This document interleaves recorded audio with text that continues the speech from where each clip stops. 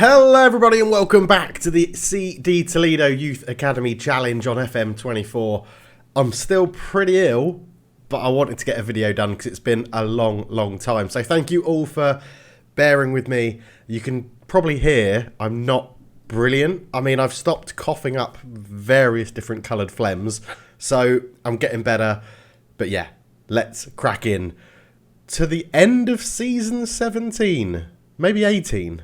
Either way, I've played a whole season off camera because I needed something to do while I wasn't feeling well. Yes, hello fellow managers and welcome back to the save. And we have gone through the whole of the 2041-42 season. And luckily for me, I didn't win anything and you didn't miss anything because it was another season of what we know and love. 5th place. 5th place, 38 games played, 20 wins, 6 draws, 12 losses, a 30 plus 31 goal difference, 66 points. Not too bad, to be honest.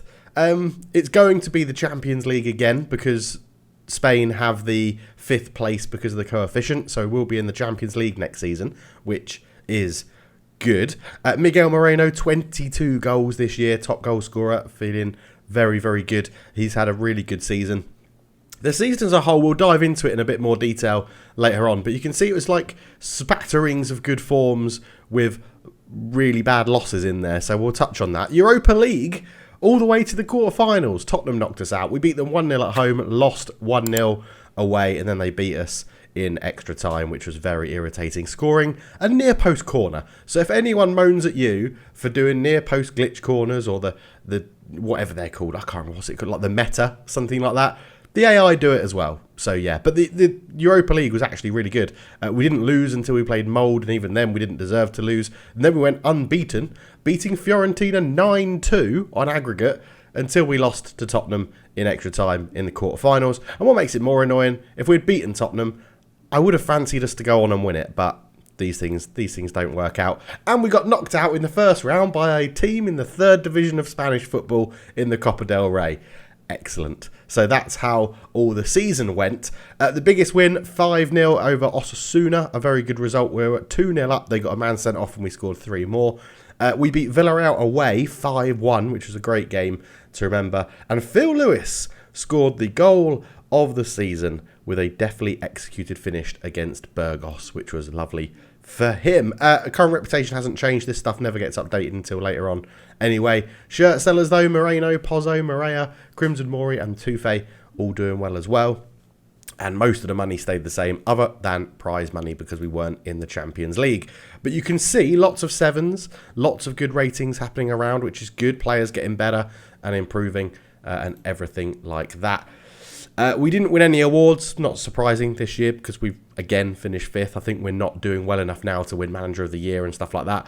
But Fans Player of the Year, Aaron Wall, Miguel Moreno, Young Player of the Season, Phil Lewis Goal of the Season, Miguel Moreno top goal scorer with 30 in all competitions. Joel Pozzo got the most assists, most man of the matches as well. Aaron Wall was the highest average rating and Liam Hollick did the most passes per 90, with Crimson Mori breaking the record for most league appearances by a player, 495, and I'm sure there'll be a few more in the upcoming seasons as well. Other than that, that's about it, to be honest. Here's the really crap manager timeline, so yeah, don't worry about it. Now, some squad news to talk about first.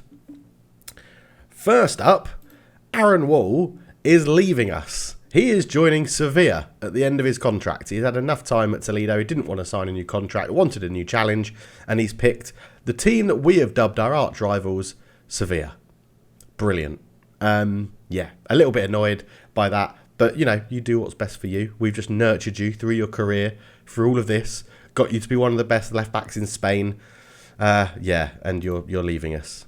But off you go to Sevilla. Another player leaving us is Ramon Revert.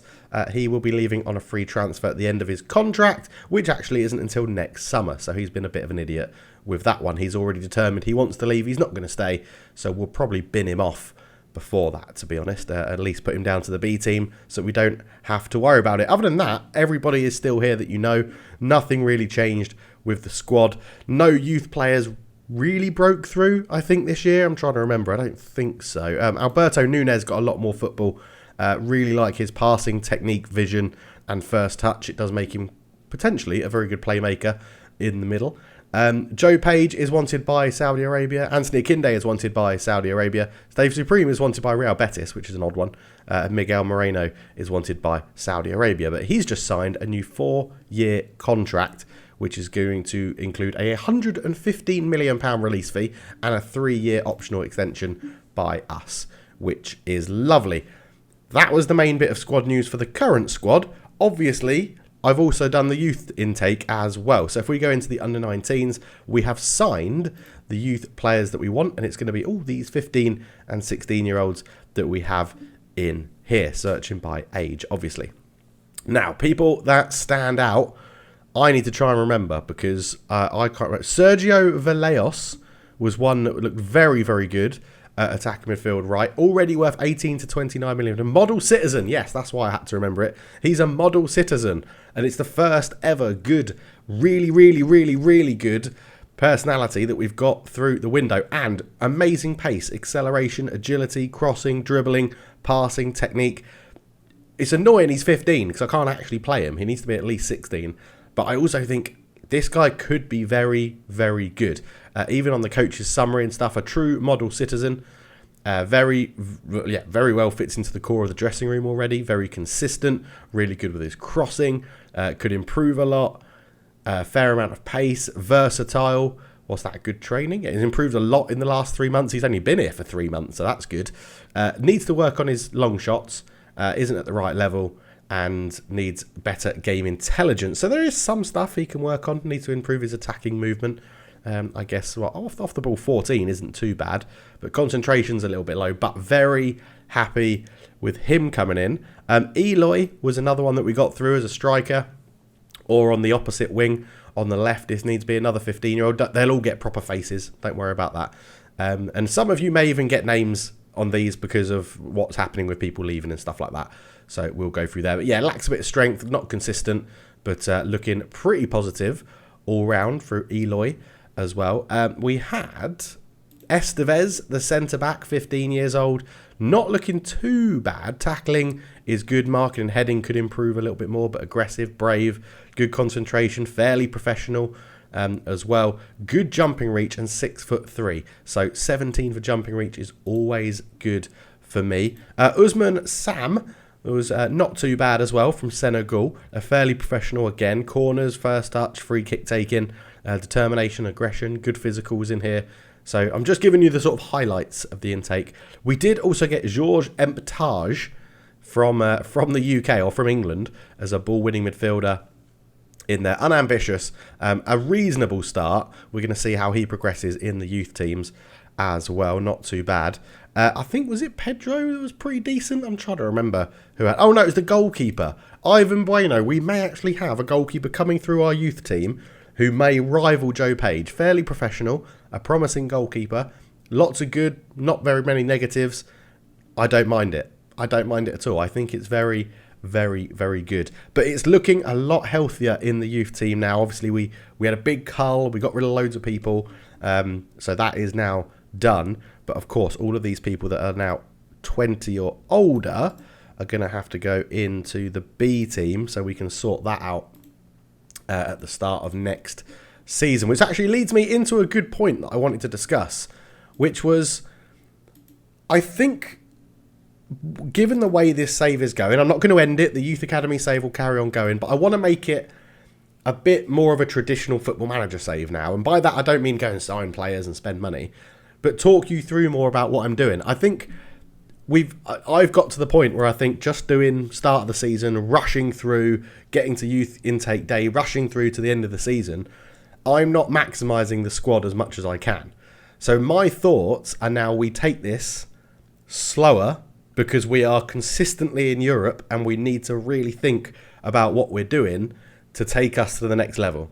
Like, next level is breaking into the top 3, and annoyingly, the 1 year we finished above Atletico Madrid, they were outside the top 5, rather than us breaking into the top 3. But that's what I'm thinking. So I'm thinking it's going to be episode 61. This is episode 60 of this save. So it's been a monster save already. But I think episode 61 will be sort of like review of the squad. What do we want the squad to do? How do we want the squad to play? What can the squad do? What attributes have they all got to allow us to play in a certain way? what are we planning to do? Episode 2, pre-season, go through it in that sense and see on what we can learn in pre-season. Episode 3, come back for the beginning of the league. Episode 4, a few European games. Like, things like that. So it becomes a little bit more of how does Dave, or Cultured Left Foot, play Football Manager? That's what I'm thinking. Let me know your thoughts. I'm probably going to do it anyway, because after all, this is my channel and that's what I want to do. But I also feel like you're not getting enough Football Manager. Like, we're in 2042. Basically, any normal players have disappeared. Even Lamine Yamal has moved to Saudi Arabia for a lot of money last year. He's now 34, Lamine Yamal. He moved on a free, actually.